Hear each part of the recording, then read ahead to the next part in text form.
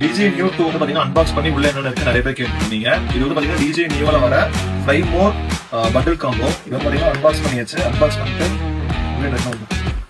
Unbox பண்ணோம்னா இது வந்து பாத்தீங்கன்னா இதுக்கான பேட்டரிஸ் வந்துடும். மொத்தம் வந்து பாத்தீங்கன்னா Fly More காம்போ கிட்டதுனால 3 பேட்டரியோட வரும். பிளஸ் வந்து பாத்தீங்கன்னா ட்ரோன்.